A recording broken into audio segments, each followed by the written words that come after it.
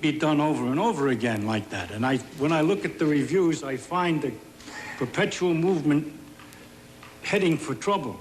The trouble was not new. Beginning in 1977, 8.5 years ago, there had been repeated warnings from NASA and Morton Thiokol engineers about the serious consequences of joint failure, and that if it did fail, quote, the result would be a catastrophe of the highest order, loss of human life. The warnings were minimized even up to the day of launch. Why? Because the report said NASA established an unrealistic flight schedule resulting in unrelenting pressure. Presidential Commission member Joseph Sutter said that pressure was particularly felt at the Marshall Space Flight Center, developer of the solid rocket boosters. Marshall had the problem on their backs to ensure that the joint was proper, but they also had the problem on their backs to support the launch. And there was nobody with an independent viewpoint saying, hey, we're pushing too fast, or let's look at this thing. The report was especially critical of Lawrence Malloy, former boss of Marshall's solid rocket booster program.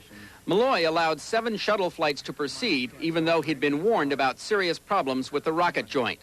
Malloy had testified that he had passed those warnings along to everyone. The commission said he had not.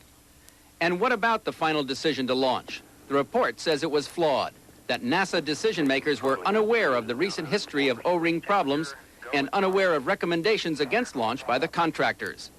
If they had known all of the facts, the report says, it is highly unlikely that they would have decided to launch Challenger on January 28th. Gene, are the people in the space community who the Commission says are responsible for this tragedy aware of it and prepared to fess up to it? I guess, Peter, that's what bothers me the most, having been in that community for a long time. Everyone had a single-minded purpose, was to get the job done, get it safely and successfully completed. And if we did make a mistake, I think we were all willing to admit to it. Today, it appears it's appalling almost that people are unwilling to admit that maybe they might have made a poor decision. You said to me earlier, before the broadcast, that certain people in NASA were appalled at the report. Is that why they're appalled?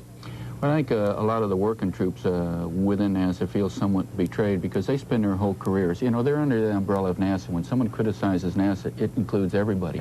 There are a lot of those working troops who have made things happen for so long who now feel somewhat betrayed because there were decisions made that they know should not have been made. Okay. The Rogers Commission also had a lot to say about the future of the space program and make some sweeping recommendations for change. Once again, James Walker. What should be done? The Presidential Commission report contains 9 major recommendations, from redesigning the solid rocket booster joint to establishing tighter management controls. First and foremost, redesign. The joint should be fully understood, tested, and verified. To make sure that happens, an independent oversight committee would be established. NASA management in Washington must have a stronger role in running the program, and more astronauts should become managers. Critical safety items such as tires, brakes, and steering must be redesigned. The Commission also recommended that to decrease launch pressure on the shuttle, unmanned vehicles such as the Titan be utilized for deploying satellites. NASA Administrator James Fletcher said again today that he thinks the shuttle can fly by July 1987. Where management is weak, we will strengthen it. Where engineering or design or process need improving, we will improve them.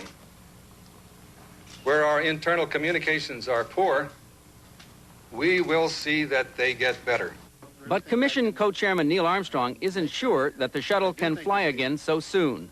At this point in time, there isn't anyone on the Commission or perhaps even in industry that can make a good answer as to when the shuttle will fly again. I think it would really be irresponsible to make that judgment. Today, President Reagan, in a Rose Garden ceremony with Commission members, reaffirmed the nation's commitment to the Space Shuttle program. We'll use every ounce of American skill, ingenuity, and gumption, and we'll work twice as hard and be twice as vigilant. In spite of the Commission's support of NASA, which it describes as a national resource, the criticisms that were raised in the report make it clear that the space agency faces intense scrutiny and even further upheaval before it can even consider launching another manned spaceflight. James Walker, ABC News, Washington. And a final comment from you, Gene Cernan. You're an astronaut. If they don't make their recommendations, would you go up again? At this moment, no, Peter, but I do believe that by the time the shuttle flies again, it'll be ready to fly, and I'd be first in line. Gene, thanks for joining us. Gene Cernan. The widow of Challenger Commander Dick Scobie told reporters today that she still hopes the shuttle will fly again. June Scobie says she has no plans for any legal action as a result of the Challenger accident. All that was important to me, she said, was him, and nothing can bring him back. Later in this broadcast, stock prices. They take their biggest one-day dive ever. The cruise ship Achille Lauro, fresh information about the hijacking, and seasonal allergies. Spring is no fun for some.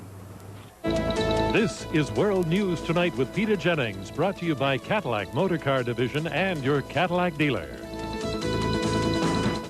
Announcing the classic Cadillac for 1986, the rear-wheel drive Fleetwood Brougham. Styling that's every inch a Cadillac. Inches that add up to the longest regular production car. Plus full-size comfort for 6 adults and their luggage. And new for Brougham, a powerful 5-liter V8. If you think big, think about the new 1986 Brougham. Now available with 6.9% GMAC financing. Length of finance contract is limited. Hi, I'm Carlo Rossi. One thing we really take pride in is the consistent good taste of Carlo Rossi wines. If you like the wine today, you can be sure